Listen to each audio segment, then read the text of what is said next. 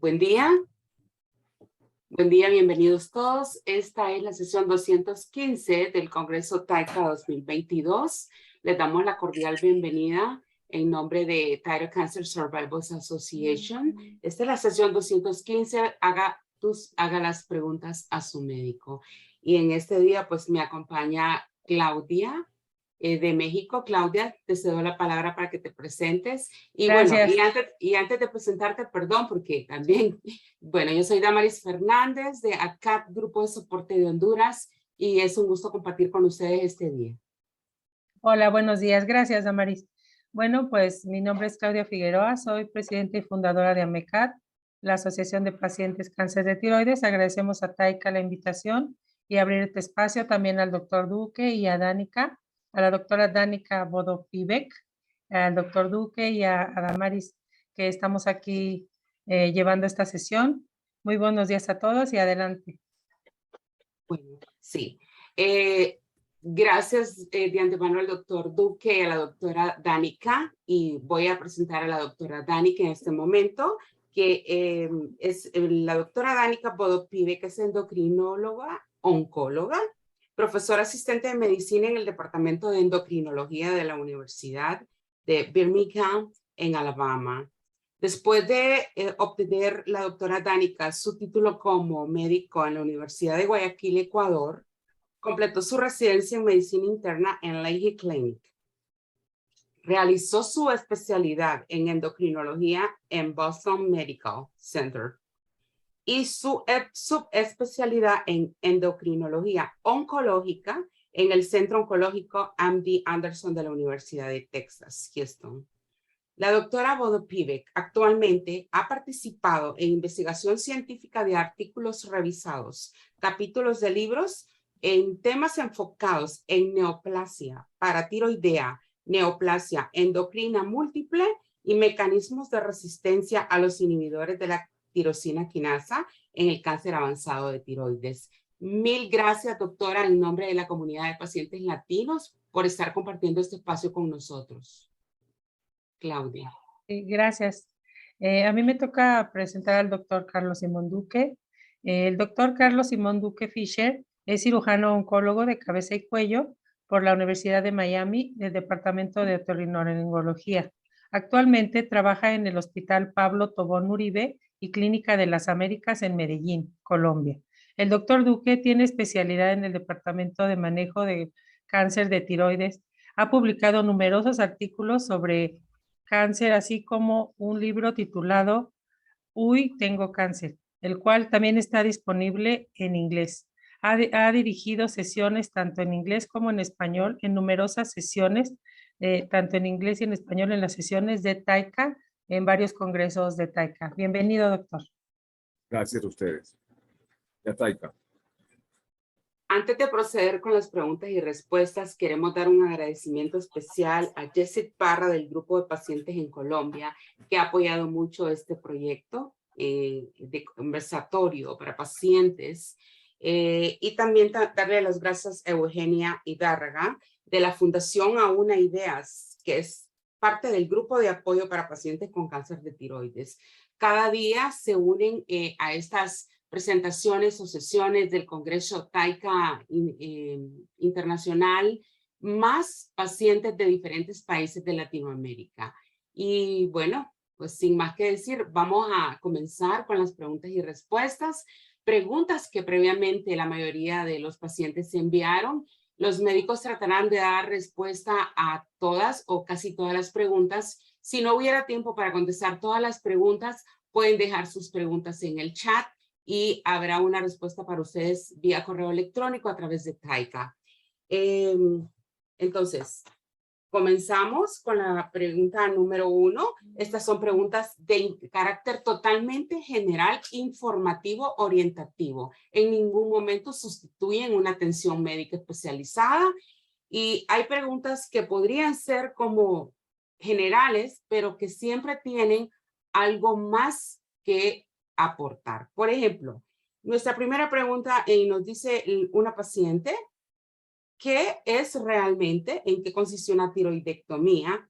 Y ¿hay más tipos de cirugías para tratar cáncer de tiroides? Yo sí quiero responder esto y ya, porque sé que vendrán muchas preguntas para la doctora Danica, a quien agradezco que esté con nosotros, y a todos ustedes, a Maite, a Claudia, a Maris y a Eugenia y a Jessy, por supuesto. La tiroidectomía total es el tratamiento de elección del cáncer de tiroides hasta hoy. Por mucho tiempo se hacía simplemente una incisión en este sitio y se retiraba la totalidad de la tiroides en pacientes que tenían cáncer. Con el tiempo y los estudios que han hecho, hemos encontrado que hay pacientes a los cuales le hacíamos tiroidectomía total sin necesitarla, porque eran tumores tan pequeños que quizás con haber sacado la mitad de ese tumor era suficiente. O sea, antes se produjo y se avanzó hacia la parte de la hemitiroidectomía, evitando complicaciones, alteración del nervio de la voz y las glándulas paratiroides, y permitiendo que algunos pacientes no tuvieran que tomar hormona como tal, ¿de acuerdo? Entonces, es el tratamiento básico. Otro tratamiento del cual la doctora también puede hablar es la parte de seguimiento activo. No todos los pacientes con tumores muy pequeños de tiroides hoy tienen que ir directamente, inmediatamente a cirugía. ¿De acuerdo? Es una posibilidad que se puede hacer, una serie de condiciones que pronto la doctora podrá ampliar. Y eventualmente llegará una nueva tecnología que será una agujita, como cuando se hace una ecografía para poder tratar ese nódulo tiroideo maligno. ¿De acuerdo? Pero eso todavía está en estudio. Gracias. Claudia. Tu audio está... Perdón. Sí, bueno, vamos con la segunda pregunta. La pregunta es así, ¿cuáles son los factores que se determinan para establecer la dosis de levotiroxina indicada a cada paciente? Buenos días con todos. Para mí es un honor estar aquí en Taica y poder ayudar a una comunidad con la cual me siento tan identificada, que es toda la gente de Latinoamérica. Y gracias también a todos los organizadores de esta sesión. Con respecto a la pregunta, bueno, la dosis de levotiroxina va a estar determinada por qué tan avanzado fue el tumor. Entonces, una vez que se hace la tiroidectomía total, eso pasa al departamento de patología para que ellos bajo un microscopio vean qué tan avanzado ha sido el tumor. Ha invadido vasos sanguíneos, diferentes estructuras del cuello. Entonces, de acuerdo a eso, uno ve qué tan agresivo es y determina qué dosis dar. Ahora, la dosis varía con la finalidad de obtener una TSH, que es la hormona estimulante de la tiroides, suprimida. Entonces, de acuerdo a qué tan grave, qué tan avanzado es el tumor, es el nivel que vamos a querer suprimir esa hormona. Entonces, vamos a dar más dosis, mientras más suprimida queramos tener la hormona estimulante de tiroides. Gracias, doctora. Nos pregunta un paciente, si me realizaron tiroidectomía total, y hubo una remoción de paratiroides, no dice la cantidad, pero le preocupa padecer de osteoporosis en el futuro, ya que tenía un diagnóstico de osteopenia anterior a la cirugía. Ok, yo contesto esa pregunta. No está relacionado el hecho de que tenga osteopenia con el hecho de que tenga hipoparatiroidismo. No están relacionados. Ok. ¿Claudia? Sí. Perdón. La siguiente. Si me lees la siguiente, por favor, porque se me perdió aquí de momento el... Sí. ¿Cuáles son las posibles secuelas del tratamiento con yodo radiactivo a corto y a largo plazo? Bueno, las secuelas a corto plazo van a ser, primero puede haber inflamación, edema de la parte del cuello, ¿verdad? También puede haber inflamación de lo que son las glándulas salivales. Entonces puede haber una disminución en la cantidad de saliva, ¿verdad? Y eso a su vez puede generar dificultad para tragar porque necesitamos saliva para poder como que masticar los alimentos, ¿verdad? Y también puede proyectar a tener caries. Otro a corto plazo es afección de la glándula lacrimal aquí en los ojos. Entonces, el paciente no va a poder drenar las lágrimas, entonces va a haber lagrimeo de los ojos. ¿Ya? También hay otros a corto plazo, como por ejemplo náusea, vómito, y si usted llega a sentir eso después del tratamiento, debe comunicarse con su médico, ¿verdad? Para que le dé la medicación respectiva. Ahora, esos son los más comunes a corto plazo. A largo plazo, hay estudios en los cuales se ha visto que puede haber una mayor predisposición a desarrollar otro tipo de cánceres, como por ejemplo leucemia, que es el cáncer de la sangre, cáncer de estómago, de glándula salival, de mama, de útero. Aunque estos estudios en sí, la data recogida es muy heterogénea y la calidad de la evidencia es baja hasta ahora. Entonces, yo lo que generalmente se recomienda es decirle al paciente que todo es, qué tan es el beneficio versus el riesgo, ¿verdad? Entonces, si el paciente necesita el tratamiento de yodo radioactivo, uno dice, ok, hay este pequeño riesgo, todavía no está totalmente definido, ¿verdad? Si hay, qué tan fuerte es la tendencia a desarrollar otro tipo de cánceres, pero ahorita en este momento es usted esto es lo que necesita. Ok, doctora, gracias. La siguiente pregunta. Si me realizan tiroidectomía total y me retiraron las paratiroides, ¿es posible que en un futuro sufra de osteoporosis? Actualmente tengo un diagnóstico de osteopenia. Sí, es la pregunta anterior ya. Sí. Sí. Yo simplemente Pues, hago una pequeña... El cirujano muchas veces una tiroidectomía puede que eventualmente pueda resecar sin darse cuenta una paratiroides, pero que un cirujano bien capacitado reseque las 4 paratiroides es muy difícil. Entonces sí quería hacer esa aclaración porque a veces los pacientes lo pueden tener. Y se presenta hipoparatiroidismo muchas veces temporal que se recupera con el tiempo y como dijo la doctora hace un poco, no tiene nada que ver con el desarrollo posterior de alteraciones óseas. Ok. Perfecto. Siempre referente a esta misma pregunta, es una pregunta similar pero con una variación, porque hay alguien que nos dice, es relevante saber si las paratiroides se removieron o puede ser que tiene el paciente un hipoparatiroidismo postquirúrgico sin haberse removido ni una sola paratiroides. Es una pregunta bastante frecuente, ¿verdad? Porque muchas personas, sí.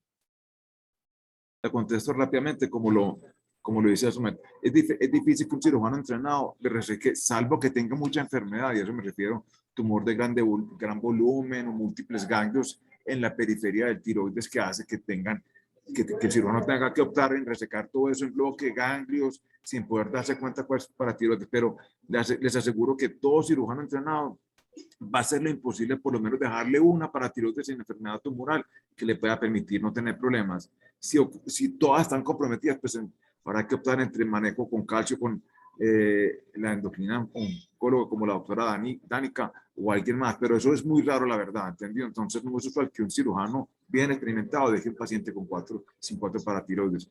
Y generalmente ese hipoparatiroidismo es temporal, no pasa de 2-3 semanas. Gracias, doctor.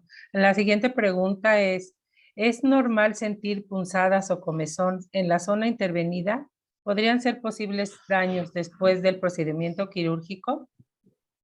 Esta pregunta es como cualquier procedimiento quirúrgico. Una cicatriz tiene un proceso en que se pone grande y se ve muy roja e hipertrófica, pero en el paso de 2-3 semanas esa cicatriz va bajando y finalmente queda a los 2-3, 4, 6 meses como una línea horizontal que está. A veces hay pacientes que pueden hacer cicatriz queloide, que es una cicatriz queloide, que la cicatriz, el proceso de fibrosis del cuerpo y de regeneración hace que tenga una cicatriz muy grande. En ese caso sí está ocurriendo, si eventualmente quiere que la vea un médico dermatólogo para tratar eso, pero ese es un porcentaje muy bajo de pacientes que no es lo usual. Y a veces sí puede tener un poquitico de escozor, 2-3 semanas, picadura en el proceso de tener, como una picadura en el proceso de la cicatrización, pero eso no tiene mayor significado.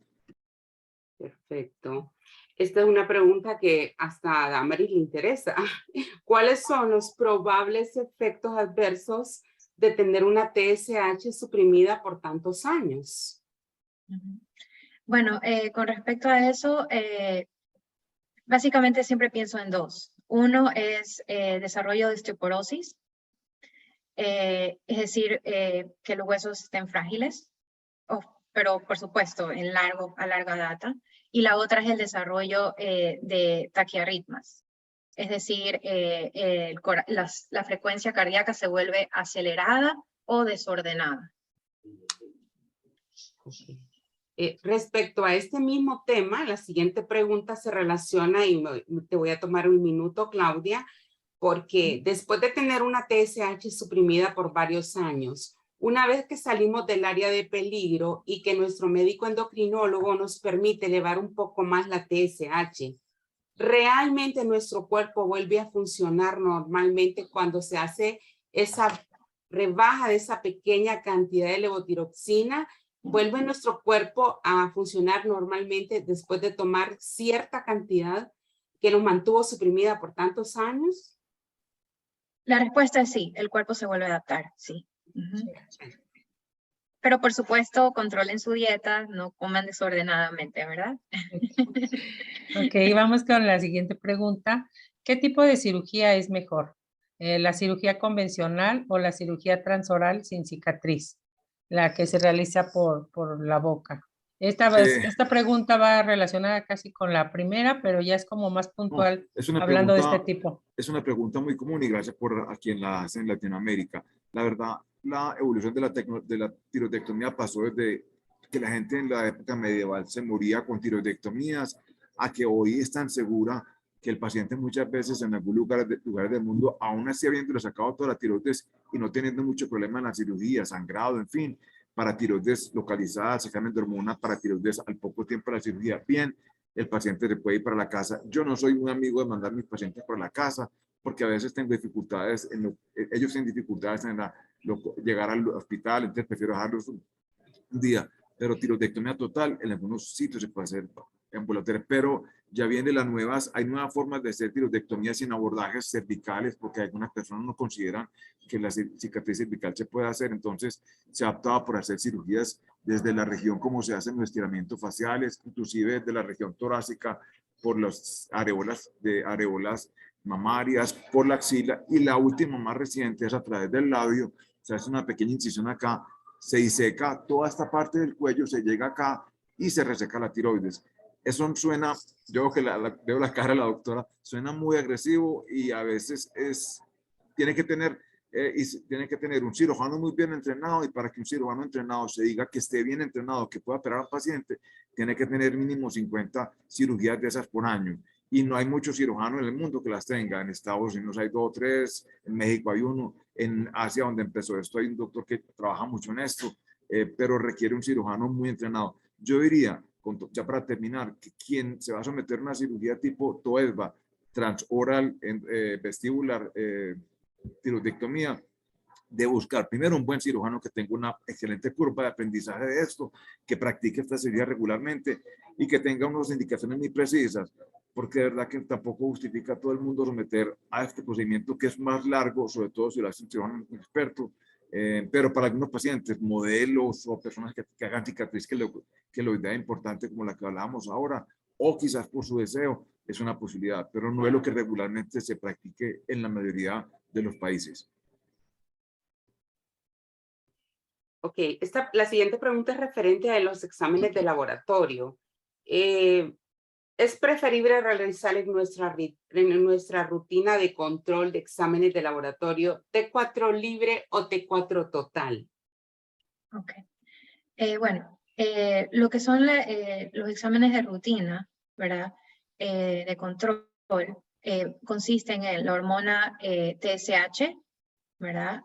Es decir, la hormona estimulante de tiroides, la hormona T4 libre, no la total, la tiroglobulina y el anticuerpo tiroglobulina.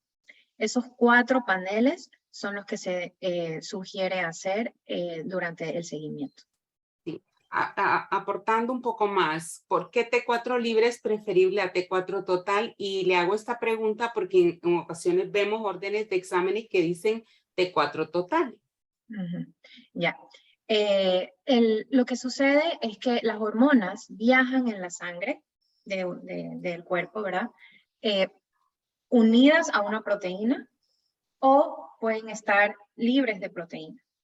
La hormona que está unida a una proteína no ejerce ninguna acción dentro del cuerpo. ¿Por qué? Porque no puede entrar dentro de la célula e ir al núcleo de la célula y empezar a hacer una función. ¿Ya? No puede comandar a esa célula. Entonces la hormona tiene que librarse de la proteína para así poder entrar. Entonces, lo que nosotros como endocrinólogos siempre estamos pendientes es de la función libre, porque esta es la que está ejerciendo una función en mi cuerpo. La que está atada es como que está inerte. Perfecto. Gracias, Clarísimo. doctora. Muchas gracias. La siguiente pregunta. ¿Cómo saber si el daño en paratiroides es temporal o definitivo? ¿Y cómo saber si nos quitaron las paratiroides o solo se afectaron por la manipulación durante la cirugía? Pregunta la contesto yo, pero quiero que la doctora también me ayude. La verdad, las paratiroides son más pequeñas que una lenteja, inclusive una vez las ve más pequeñas que un arroz. Entonces, imagínense la dificultad para un cirujano en encontrarlas y verlas, pero uno más o menos tiene cierto entrenamiento y sabe dónde están, en la parte superior, en la parte inferior, y procura preservarlas con el vaso que las nutre, pero el vaso que las nutre muchas veces es más pequeño, como un pequeño cabello mío. Entonces, el trauma del vasito lo tapa, lo cierra, se hematiza tanto que no tiene cómo nutrirla. Entonces, por unas 2, 3 días, una semana o 2, esa paratiroides que quedó en el paciente, las 3, las 4, van a estar medio dormidas. ¿Qué hace uno? Junto con el apoyo de endocrinología, le manda al paciente un tratamiento con calcio oral y calcitriol, procalcitriol, para ayudar a eso, que sea definitivo. Muy pocos pacientes quedan con hipoparatiroidismo o hipocalcemia definitiva. No sé la opinión de la doctora a ese respecto, ¿cuál es? Sí, yo lo que pienso es que, como usted explicó, ¿verdad? Es súper difícil identificar a la paratiroides en un medio que es tan chiquito y aparte de eso que está sangrando en ese momento, ¿verdad? Todo está abierto. Entonces, incluso hay estudios que han demostrado que el frío del cuarto quirúrgico las puede afectar. Entonces, no necesariamente es que el cirujano removió la glándula, ¿verdad? Sino que cosas como simplemente el frío del cuarto quirúrgico, la manipulación de abrir la herida, o simplemente cortar un poquito un vasito que está ahí localizado regionalmente, las puede como que afectar, las puede como congelar. Y hay que esperar que salgan de ese cuadro que están. Entonces, yo generalmente lo que se hace es se repite exámenes. El paciente viene después de la cirugía a las 6 semanas después de haber sido operado. ¿Ya? Ahí uno lo ve en el consultorio, pide exámenes y en ese momento yo espero que ya la paratiroides haya empezado a levantarse. Gracias. Muchas gracias. Nuestra siguiente pregunta: ¿qué consecuencias podrían haber en un paciente con hipoparatiroidismo que toma altas dosis de calcio y cómo minimizar estas probables consecuencias? Ok. Bueno, a corto plazo van a haber molestias estomacales, constipación o también conocido como estreñimiento, también gas o flatulencia. Estas son las más comunes a corto plazo. A largo plazo tenemos piedras en el riñón, afección a los riñones, es decir, insuficiencia de los riñones, también depósito de calcio en otros órganos, como por ejemplo el corazón. Donde esto pasa, se pueden ocasionar arritmias, es decir, que la frecuencia cardíaca se vuelve, como expliqué antes, acelerada o desordenada. También puede haber depósito de calcio en los vasos sanguíneos, ¿verdad? Y también la formación de cataratas. Luego, ¿cómo evitarlo? Para evitarlo, uno le ajusta la dosis al paciente de tal manera que el calcio en sangre esté entre 8 y 8.5. Gracias, doctora. La siguiente pregunta. Después de la tiroidectomía, ¿son los episodios de laringoespasmo un fenómeno aislado o está asociado a este tipo de cirugía? Yo puedo contestar eso. La verdad que no tiene relación lo uno con lo otro. Usted puede tener una tiroidectomía total o no tener tiroidectomía total por cáncer y le puede dar laringoespasmo. Eso es una entidad que tiene que ver con muchas circunstancias. Pulmonar, pacientes con gran reflujo gastroesofágico, es decir, que todo el contenido del estómago sube a la parte de la garganta, cae en la faringe, pegan las cuerdas vocales y la cuerda vocal y la laringe para defenderse se cierra, entonces hace un laringoespasmo. No necesariamente todo paciente que haya sido sometido a tiroidectomía total va a tener laringoespasmo. Puede ocurrir con o sin tiroidectomía y es totalmente ajeno al acto quirúrgico como tal, salvo que se hayan afectado las cuerdas de la voz, que no es lo usual, ¿de acuerdo? Pero es una entidad diferente, afortunadamente. Gracias, doctor. Esta pregunta la hace una paciente que ya lleva aproximadamente 3 cirugías consecutivas. Dice, ¿cómo se incrementa el riesgo y posibilidad de remoción exitosa de una metástasis en un paciente sometido a varias cirugías? Bueno, Sí. yo creo que en la medida que el paciente tenga múltiples cirugías, va siendo más difícil para el cirujano llegar a encontrar un campo todo fibroso, lleno de cicatriz. Muchas veces el cirujano el paciente no fue operado inicialmente por ese cirujano que lo va a operar por segunda, tercera, cuarta vez. Hay que tener muy buenos estudios de imagenología, tomografía, resonancia, una buena ecografía de todo el cuello, biopsia, por supuesto, inclusive en PET, y ya considerar formas de llevar a cabo el procedimiento, edad del paciente, estado, porque como le digo, también hay oportunidades en las cuales si no se puede operar, se pueden hacer unas cosas locales que eventualmente sirven. Pero si la pregunta muy directamente hacia cirugía, entonces lo que hace uno es consigue un buen cirujano que sepa de la anatomía, que opere abundantes pacientes como lo que es, que tenga una curva de aprendizaje grande, que lleve ya experiencia, localice ese paciente con ese tumor y uno puede utilizar inclusive algunas tecnologías que permiten durante la cirugía encontrar más fácilmente ese ganglio que está afectado, si es el único, por ejemplo, inyectarlo anteriormente en el servicio de medicina nuclear con un material radioactivo a una muy baja dosis que permite con una sonda, haga de cuenta de esas ondas que utilizan para encontrar parte radioactivo, es algo pues similar, no es ficción, para encontrar ese ganglio que está muy perdido y hay que secarlo. Y también uno busca tener tecnología que permite evitarle afectar el nervio de la voz si está cerca de eso, se llama monitor de nervio, que es una ayuda mucho más para estos pacientes que tienen recurrencias a repetición. A mí me gustaría agregar, solamente porque soy una endocrinóloga que le gusta tanto la tiroides que voy y me meto con los cirujanos a quirófano. Pues no había eso, qué bueno. Me gustaría agregar que algo que es muy importante es, generalmente cuando reaparece una lesión en el cuello, ¿verdad? Uno como paciente siente, tengo un cáncer aquí, tienen que sacármelo ya, ¿por qué no me lo sacan? Entonces, recuerden que la mayor parte de las ocasiones el cáncer de tiroides tiene un crecimiento lento, ¿ya? Entonces, no hay ningún apuro en ir a la cirugía en ese momento. En eso, cuando sucede eso, teniendo en cuenta que esa lesión que haya reaparecido no está comprometiendo la vía aérea o cercana al esófago, sino que digamos que está distante, ¿ya? No está en la proximidad. En ese caso, es mejor decirle al paciente, ¿sabe qué? Vamos a seguir controlando, regresa a la consulta en unos 6 meses, luego a los 6 meses, si esa lesión no ha crecido, la sigo monitoreando, no hay apuro. Entonces así doy también tiempo a que si ya hay células malignas en otras partes, pero cercanas también en el cuello, doy oportunidad que vuelvan a reaparecer, que se manifieste la enfermedad. Entonces en ese momento yo le digo al cirujano, por favor, ahora sí yo creo que es tiempo, y obviamente es una decisión que la tomamos en conjunto.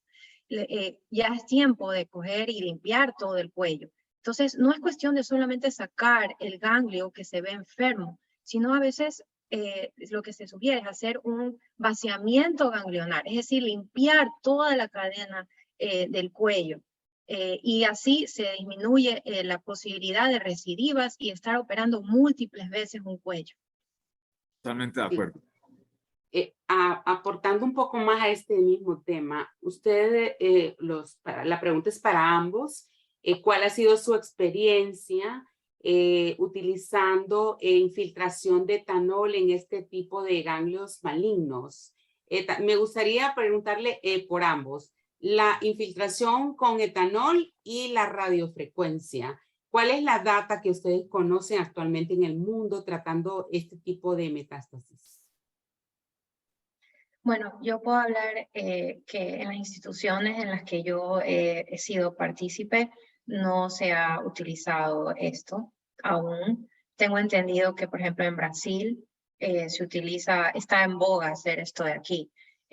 Yo no tengo experiencia, mi propia experiencia en esto de aquí, porque realmente no he sido copartícipe.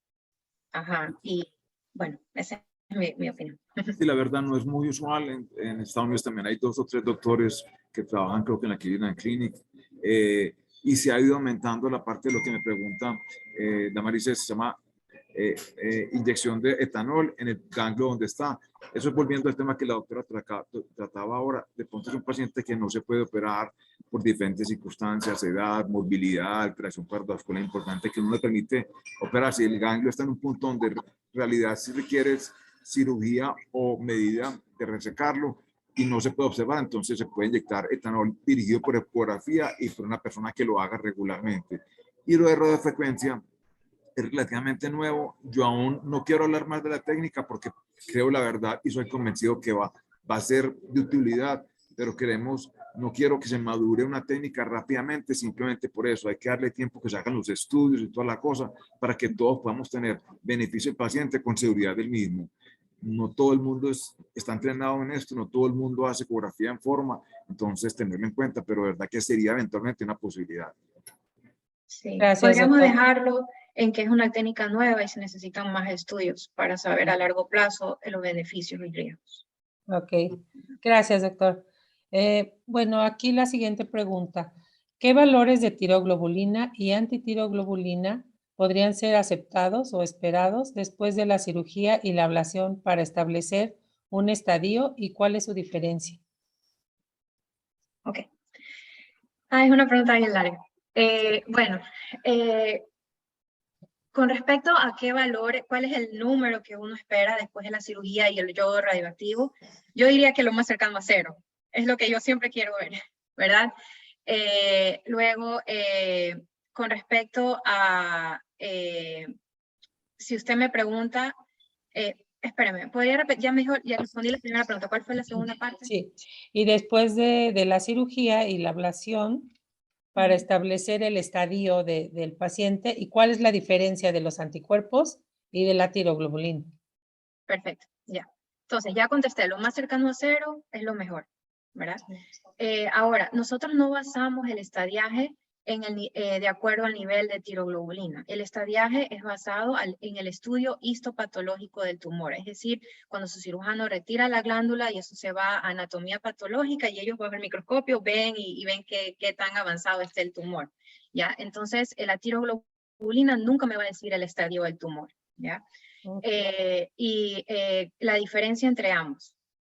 Bueno, la tiroglobulina es una proteína que es producida por la glándula tiroides y interviene en la formación de la hormona tiroides. Sirve para la formación de la hormona tiroides. El anticuerpo antitiroglobulina es un anticuerpo, el mismo que sirve para defendernos de bacterias, virus, cosas externas a nuestro cuerpo, pero que lamentablemente ha reconocido a la tiroglobulina como un agente extraño a nuestro cuerpo. Entonces simplemente es un anticuerpo que en lugar de ir a atacar un virus, ataca a la tiroglobulina. Lo mejor, o sea, lo que yo siempre espero en mis pacientes es que no tengan anticuerpos antitiroglobulina porque vuelven la interpretación de los exámenes de laboratorio un poco más difíciles. ¿Por qué? Porque el estudio de laboratorio no puede determinar con exactitud cuánto tiroglobulina hay, porque el anticuerpo no permite ver con limpieza en sí el nivel de la tiroglobulina. Entonces, cuando el paciente tiene anticuerpo antitiroglobulina, lo que yo espero con el tiempo es ver bajar ese anticuerpo, ¿verdad? Porque si ya no tengo glándulas tiroides en mi cuerpo, ya no tengo tiroglobulina, entonces esos anticuerpos que han estado en mí para coger y atacar a la tiroglobulina tendrían que también ir a 0, porque ya no existe la tiroglobulina. Espero que eso haya ayudado. Sí, doctora, muchas gracias. Sí. Bueno, la siguiente pregunta es respecto a la tasa de recidiva en cáncer papilar. ¿Cuál es la tasa de recidiva en cáncer papilar? Y, por ejemplo, nos preguntamos los pacientes en general ¿cómo es posible que hay un paciente que está en remisión ya por muchos años y tiene una recidiva probablemente 15 años después, y en todos los años anteriores todos sus estudios fueron negativos? Esa es una pregunta que nos hacemos, creo que todos. Sí, ajá. Es un cáncer traicionero, como todo cáncer. Bueno, con respecto a la recidiva, volvemos de nuevo al momento de la cirugía, en el cual una vez extirpado todo el tumor, eso va a ser estudiado bajo el patólogo, ¿verdad? Entonces el patólogo nos va a describir una serie de características que vio bajo el microscopio, que nos van a ayudar a nosotros como médicos identificar qué tan alto es tu riesgo de recidiva. Nosotros nos basamos en la clasificación dada por la ATA, Organización Americana de Tiroides, en la cual está clasificada como riesgo de recurrencia bajo, intermedio y alto. Entonces nosotros leemos el reporte anatomopatológico y simplemente buscamos, ¿verdad? Ya tenía tanto número de ganglios afectos, entonces, por ejemplo, me voy a riesgo intermedio. ¿Ya? Entonces, una vez que nosotros categorizamos el riesgo de recurrencia en base al estudio anatomopatológico, uno le dice al paciente, ¿sabe qué? Su riesgo es alto, su riesgo es bajo y así. Entonces, depende del riesgo. Y con respecto a ¿por qué me puede aparecer cáncer 10 años después cuando todo estaba bien? Bueno, eso indica en sí el comportamiento de este tumor. Es un tumor en esas situaciones, no siempre, pero de un crecimiento muy lento, muy indolente. Entonces, con que haya quedado una celulita maligna, dese a pensar cuánto tiempo tuvo que pasar para que de esa una celulita maligna que quedó, porque el cirujano no tiene ojo de microscopio, ¿verdad? De una celulita ahí chiquitita, de esa celulita se crezca después a 5, a 10, hayan pasado tantos años para que finalmente pueda ser identificada con una tiroglobulina en examen y luego uno empieza a hacer el rastreo. Entonces es simplemente que el cáncer no es agresivo y demoró mucho en volver a reproducirse. Yo quiero simplemente ampliar a la excelente posición de la doctora Yanika. Es verdad, yo he tenido pacientes que no fueron mis pacientes, operados por alguien que yo conocí hace 10, 15, 20 años. Recuerdo una señora que 24 años después de haber sido operada, sin ningún problema, tuvo una recidiva. El cáncer de tiroides no es un cáncer bueno, tenemos que erradicarlo, pero es un cáncer que permite muy buen pronóstico, muy buena sobrevida, y como decía la doctora, eventualmente alguien le hará una recidiva, no decir lo bueno, pero lo importante, que esa recidiva se puede tratar y seguir su vida como venía. Okay. Gracias, Eso doctor. dice que no hay que dormirse en hacer sus controles, ¿verdad? Eso sí es importante. Sí, así es. En el cáncer de tiroides siempre debemos de estar en chequeos y, como dicen, nunca nos dan de alta, como se dice acá en México, o libre de enfermedad. Siempre tenemos que estar en constante chequeo con los médicos, aún ya cuando nos pasan a revisión con endocrinología y dejamos de ver al cirujano oncólogo o al oncólogo, siempre debemos de estar pendientes ante cualquier situación. Vamos Sí, con la y es siguiente lindo pregunta. porque uno llega a conocer el hijo, el nieto y así Sí. sucesivamente. Es súper Sí. lindo. La mayoría tienen excelente diagnóstico y sobrevida después del cáncer, pero como dice la doctora, también tenemos que hablar un poquito de lo malo, que es un cáncer traicionero y en cualquier momento de la vida a lo largo de 10, 15, 20 años puede reincidir, puede regresar y tenemos que estar nosotros pues pendientes con el médico para seguir el tratamiento. Vamos con la siguiente pregunta. ¿Se debe al aumento en la incidencia del cáncer de tiroides a un sobrediagnóstico por ecografías o realmente debemos considerar también otros factores ambientales que puedan estar provocando este problema, que ha crecido mucho la incidencia a nivel mundial o a nivel de muchos hospitales que se han empezado a hacer ecografías o chequeos y se han encontrado incidentalmente mucho cáncer de tiroides en estadios, pues, digamos, muy pequeños, ¿no? En estadio 1, o que los tumores son microcarcinomas. ¿Tiene esto que ver con este tipo pues, de encuentros por parte de los médicos? Yo contesto, pero la doctora, quiero que la doctora también, no todo paciente que llega donde el médico con un dolor de garganta o de faringe necesita una ecografía. ¿Está muteado, doctor? La ecografía hoy es tan específica y tan selectiva que muestra ganglios de nódulos tiroideos de 2-3 milímetros. Entonces, no a todo paciente que tenga un nódulo de 2-3 milímetros, los cuales puede inclusive que seamos algunos de nosotros, yo que no tengo enfermedad tiroidea, los tenga. Entonces, yo no me tengo que ir a decirle al médico, hágame una ecografía, me la hago o se la pido si tengo antecedente familiar o tengo una masa que crece, pero eso fue la razón de que tuvimos este boom de casos diagnosticados de cáncer tan pequeños. Quisiera oír la opinión de la doctora. Sí, yo creo que es una combinación de ambos con respecto a su pregunta. Hay un aumento en general en la población de hacer procesos de screening.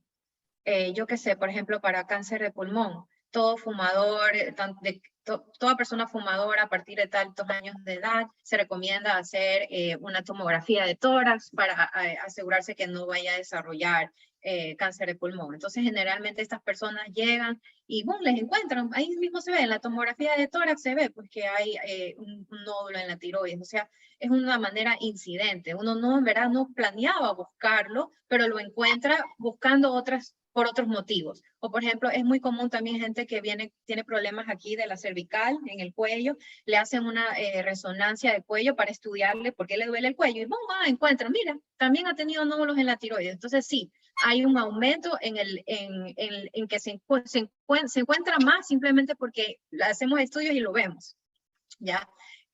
Y con respecto a factores externos, bueno, ahorita está muy en boga tratar de estudiar químicos que sean asociados con el cáncer de tiroides.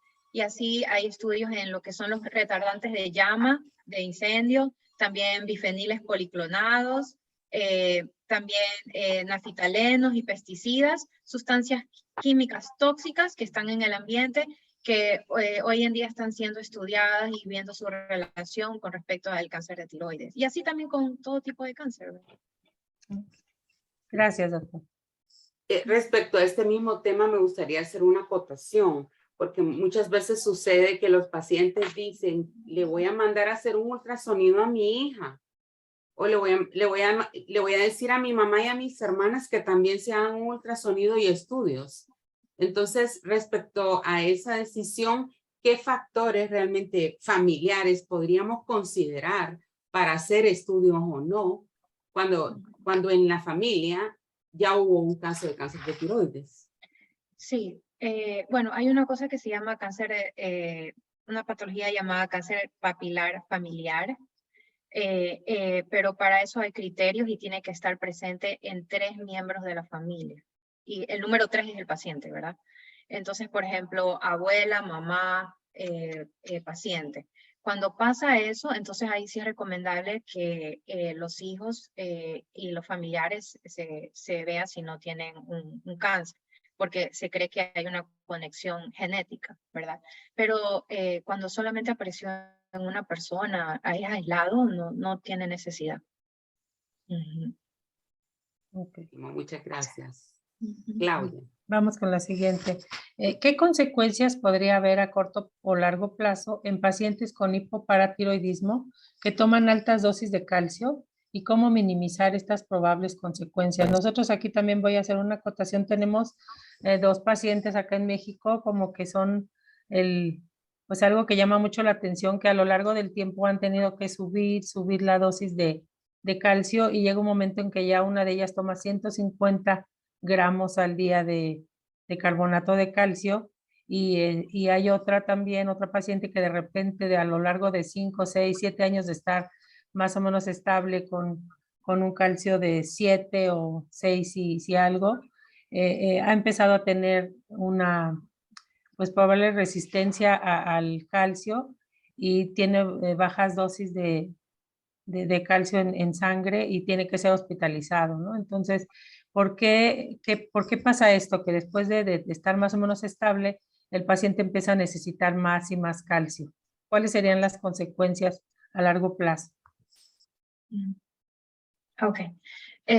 Bueno, con respecto a esa pregunta, si un paciente ha estado con niveles de calcio estables, ¿verdad? Y de repente empieza a ver estas incursiones en que empieza a tener problemas con esto.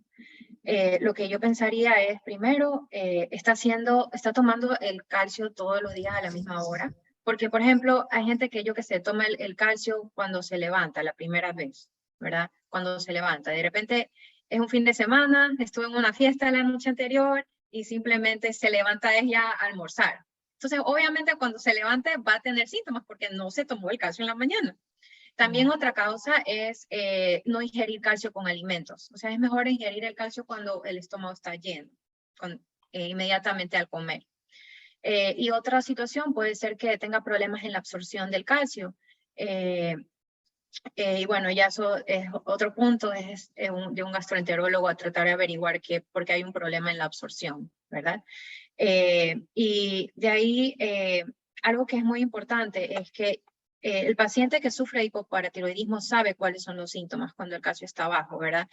Tiene hormigueo, en lo que son alrededor de los labios, en los dedos, de las manos, en los pies, ¿verdad? Entonces, ya sin hacerse un estudio de laboratorio, el paciente sabe, mi calcio está bajo, se toma una tableta de calcio porque estoy sintiendo este hormigueo, ¿verdad? Entonces, no sé si recuerdan antes que comenté que nosotros tenemos como objetivo tener el calcio entre 8 y 8.5. Cuando el calcio está entre esos rangos, el paciente no debería de tener síntomas. Entonces, si el paciente empieza a tener síntomas, yo viendo como médico que el calcio está entre esos valores, lo que yo haría es hacer un estudio de calcio en orina para saber si estoy dando. ¿Por qué? Porque antes de aumentarle la dosis en calcio, yo necesito saber si en verdad lo necesita. Entonces, la única manera de saberlo es midiendo el calcio en orina. Si el calcio en orina está elevado, quiere decir que yo no tengo que darle más calcio a ese paciente, porque va a desarrollar todas las cosas negativas de tener un calcio elevado, que ya anteriormente lo expliqué. Entonces, eso es lo que yo recomendaría. Y si descubro que el calcio está aumentado en orina, no aumento la dosis del calcio. Lo refiero a un neurólogo que averigüe por qué tiene hormigueo en manos y pies. Probablemente es un problema neurológico, no tiene nada que ver con el calcio. Okay. Gracias. Respecto a este mismo tema, ¿qué análogo de la vitamina D es preferible en el manejo de pacientes con hipoparatiroidismo? ¿Alfa-calcidol o calcitriol? Calcitriol. ¡Tarán! Bueno, desafortunadamente en muchos países de Latinoamérica no disponemos de calcitriol. Un ejemplo, en nuestro país, nosotros ahorita estamos pidiendo que el Estado intervenga para que tengamos calcitriol a disposición. Gracias a Dios también nos está apoyando la Sociedad de Endocrinología de nuestro país, porque realmente los pacientes con hipoparatiroidismo que no disponen de calcitriol enfrentan una situación muy, muy difícil. Sí. Desconocía esta situación. Desafortunadamente, en esta área latinoamericana, esta molécula no la producen muchos laboratorios, pero creemos o tenemos la seguridad de que el próximo año nosotros pues la vamos a tener acá a disposición de todos los pacientes en el país. Clau. Adelante. ¿Por qué esta pregunta es muy interesante? La mayoría la hacemos en algún momento y los médicos casi siempre no saben qué responder, porque cuando nos toca este cáncer nos dicen, pues es un cáncer bueno, a mí me gustaría este cáncer, etcétera. Entonces la pregunta que nos hacen aquí es, ¿por qué se le llama al cáncer de tiroides que es el cáncer bueno? Porque la mayor parte de las veces, no significa que sea siempre, tiene un crecimiento muy lento e indolente. Pero a nadie le gusta hacer la excepción y no hay que dormirse. No hay cáncer bueno, independiente de donde esté. Gracias. Sí, y cuando el paciente es el doctor, ahí lo dice con mayor firmeza. Sí. ¿En cuánto tiempo, pregunta a un paciente, recuperaré la voz después de la tiroidectomía?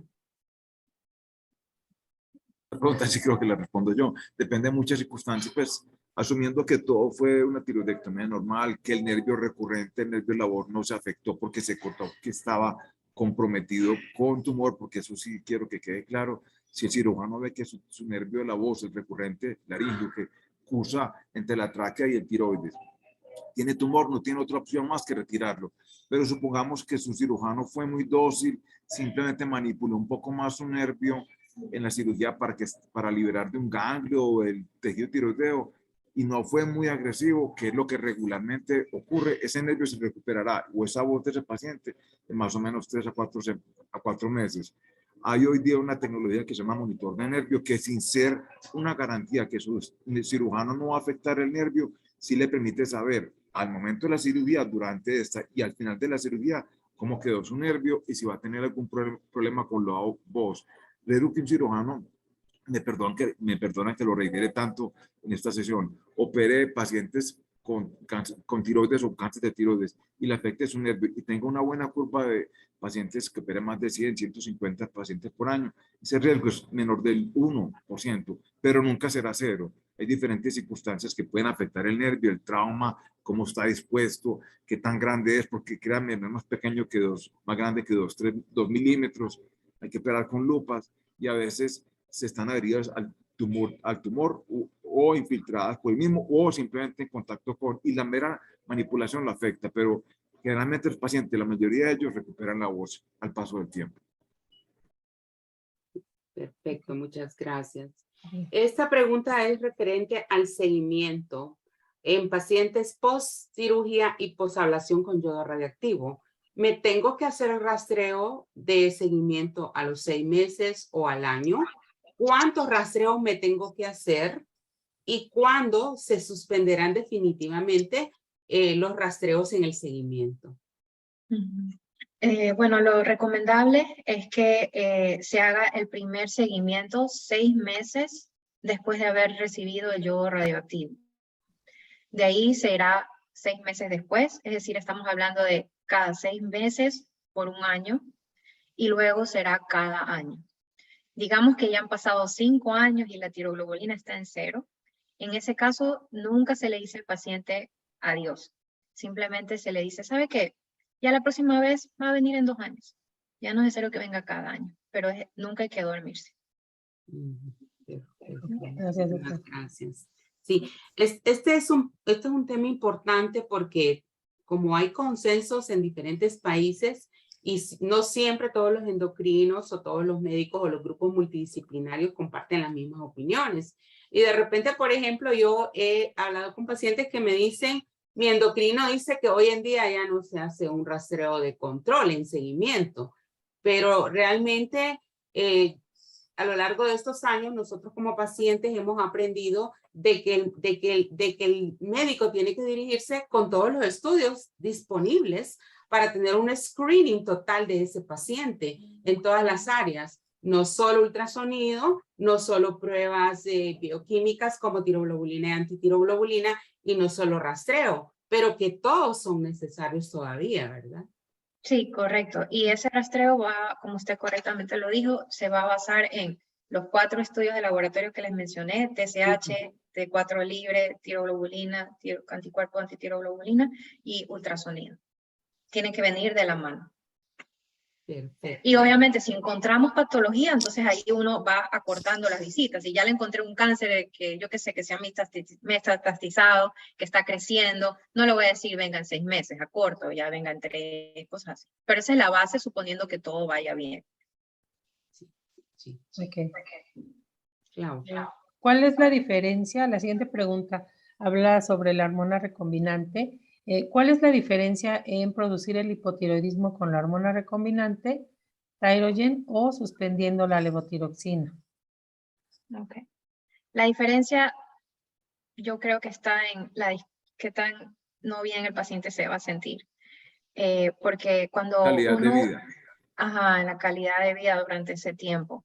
Porque recuerde, después de una cirugía, cuando le extirpan el tiroides, usted ya no produce hormona tiroide, entonces depende de tomarla por la vía oral para poderse sentir bien, ¿verdad? Entonces, si hacemos la terapia en la cual queremos que el paciente se haga hipotiroide o simplemente el paciente va a dejar de tomar la hormona tiroidea por 1 mes aproximadamente, entonces durante ese tiempo el paciente no se va a sentir bien, va a estar hipotiroide.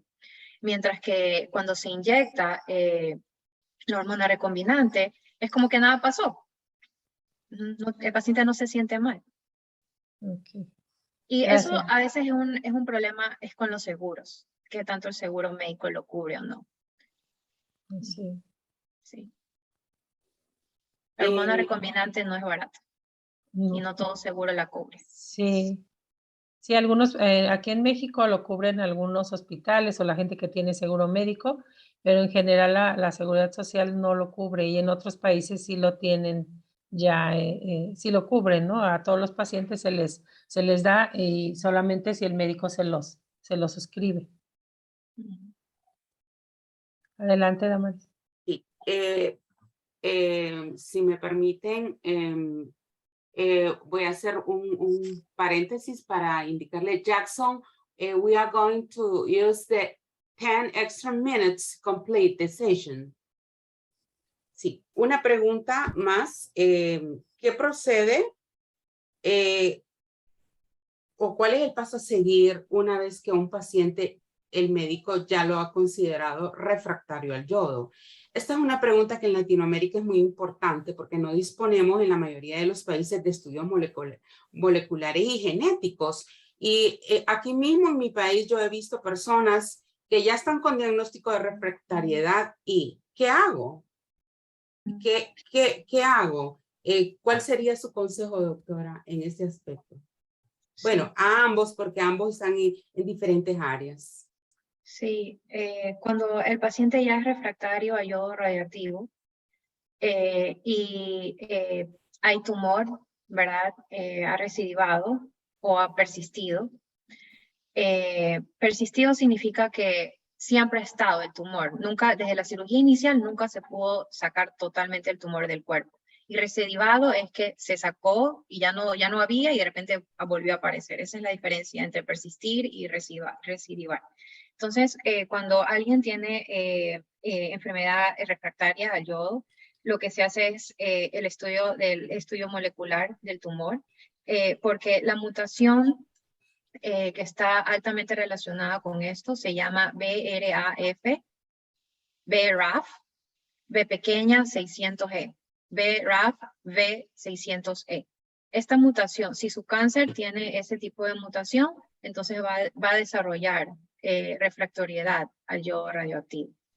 Y ahora hay terapias llamada terapia de rediferenciación, en la cual con una droga quimioterápica que se la toma en un plazo de 1 a 3 meses, el paciente la toma por ese lapso y luego se vuelve a ver si el tumor vuelve a captar yodo. Por eso se llama terapia de rediferenciación. Pero uno tiene que hacer el estudio genético del tumor para saber qué mutación tiene y según eso saber qué quimioterapia dar para que el tumor vuelva a captar el yodo radioactivo. ¿Cómo acceder? ¿Se puede acceder en Estados Unidos, por ejemplo, pacientes de Latinoamérica, a estos estudios moleculares y a estas terapias? Sí se puede. Y eso lo puede conversar con su médico que lo está tratando en su país y también ver si de repente hay estudios moleculares dentro del país de uno mismo. Ajá, pero sí los hay en Estados Unidos. Ajá. Y eso ya dependería de que su médico que lo está atendiendo se contacte con esos laboratorios que hacen estos estudios. Esa es una manera. Otra manera es que se haga atender directamente en un centro en Estados Unidos. Muchísimas gracias. Y los precios de esos estudios, los precios de esos estudios, solo para que tengan una idea, la última vez que revisé están entre $600 a $3,500, dependiendo qué laboratorio o marca escoja. Okay. ¿Y como cuántos estudios estamos hablando? Porque me imagino Solo que hay uno. más de uno. Sí, existen como cerca de 4 compañías y solo necesitas escoger una. Oh, perfecto. Gracias. La siguiente pregunta. ¿Existe otro medicamento que pueda reemplazar la levotiroxina y que su uso sea muscular o subcutáneo y que su aplicación no sea diaria? No. Sí. Okay. Gracias. Ok. Siguiendo con este mismo tema, ¿cuál es el peligro de suspender la levotiroxina por tiempos prolongados? Existe cierta población que le cuesta comprender o aceptar de que tiene que tomar entre comillas, medicamento, ¿verdad? Porque realmente no es un medicamento. Necesitamos la hormona porque ya no tenemos el tiroides que la produce. Pero a veces el paciente, yo lo he visto y me dice, yo no quiero tomar de por vida esta pastillita. Entonces, tenemos que aclararle cuál es el riesgo que corre esta persona que deja de tomar la levotiroxina. Me encanta esta pregunta, de hecho, porque la levotiroxina tiene dos funciones importantes en lo que es el problema de cáncer de tiroides. Su primera función es suplir una hormona que ya no estamos produciendo, ¿verdad? Es decir, no caer en el hipotiroidismo y todas sus consecuencias negativas, ¿verdad? O sea, el hipotiroidismo a largo plazo conlleva a afección del corazón, insuficiencia cardíaca, y el grado más grave es el coma. Se llama mixedema coma, ¿ya? Afecta el colesterol, afecta cada órgano de nuestro cuerpo ser hipotiroide. Y entonces, primera función por la cual todo paciente que le han extirpado de la glándula tiroides debe de tomar hormona, primero, para suplir una hormona que ya no produce y no caer en el hipotiroidismo. Y la segunda función es que eso es el tratamiento principal para su cáncer de tiroides. ¿Por qué? Porque voy a tratar de ser corta porque sé que no tenemos mucho tiempo, pero básicamente nuestra glándula tiroides de cierta manera está conectada a una glándula en nuestro cerebro llamada glándula hipófisis. La glándula hipófisis es la encargada de producir la hormona estimulante del tiroides, TSH. ¿Ya? Entonces, si nuestro cerebro detecta que la hormona de tiroides está baja, va a producir más hormona estimulante del tiroides, que le va a decir a la tiroides, trabaja, produce más hormona tiroides. Entonces, la finalidad de que usted de tener cáncer de tiroides y que usted tome la levotiroxina, la hormona tiroides, es mantener suprimida esa hormona TSH. ¿Por qué? Porque si usted no la mantiene suprimida, cualquier célula que le haya quedado de cáncer o no cáncer, la va a estar estimulando. Entonces, queremos mantener esa TSH suprimida para así también mantener dormida cualquier célula que haya quedado en el cuerpo, sea benigna o maligna, para así también poder llevar un mejor control. Yo simplemente quiero hacer un ejemplo. Es como cuando usted tiene plata en su banco. En la medida que la va sacando, no va a tener plata. Entonces tiene que ir colocándole a su cuenta de ahorro, lo que sea, plata para mantener un nivel de gasto. Porque llega un momento en el cual no va a tener plata ni va a tener con qué gastar. Entonces es igual. Tiene que colocarle a su cuenta bancaria todos los días un poquitico de plata para poder gastarla y usarla, básicamente. Sí. Entonces recuerde, toma levotiroxina para reemplazar lo que ya no produce y es el tratamiento de su cáncer de tiroides, para mantener dormida cualquier célula que haya quedado. Excelente. Clau. Aquí tengo otra pregunta interesante sobre los pacientes refractarios a yodo. Habla sobre qué son los inhibidores de tirosina quinasa y cómo se selecciona al paciente para usar esta terapia. ¿Qué tasa de efectividad tiene? Ok. Ok, vamos a empezar diciendo que la célula del cáncer, ¿verdad? Tiene receptores que son los tirosina quinasa, ¿verdad? Entonces, una molécula del cuerpo se tiene que unir a esa tirosina quinasa para desarrollar una reacción que va a indicarle a la célula, reproduce, prolifera, crece, ¿ya? Entonces, cuando una célula se ha vuelto cancerígena, lamentablemente ya no necesita que una molécula se una a ese receptor para que se dé el crecimiento, sino que el receptor está activado todo el tiempo. Entonces hay un crecimiento desordenado de la célula. Ahí es que viene la molécula, la medicina oncológica llamada inhibidor de la tirosina quinasa, porque lo que hace es que se une a ese receptor y hace que lo frena, que deje de enviar hacia abajo una reacción que diga crece. ¿Ya? Esa es la primera pregunta. Y la segunda pregunta es, ¿cuándo están indicados? Su indicación es para tratar una enfermedad refractaria al yodo que sea avanzada, progresiva y metastásica. Esa es su principal indicación. y qué tan buenos son. Todo eso depende de qué tan agresivo sea su tumor. Antes de empezar a prescribir esta droga, uno tiene que saber cuál de todos esos tirosina quinasa está afectado, es decir, estudiar la mutación del tumor para saber cuál es el que yo tengo que inhibir. Y entonces ahí, si el cáncer es muy agresivo, va a tener varios tipos de receptores que vamos a tener que digamos, hacer que atacar, ¿ya?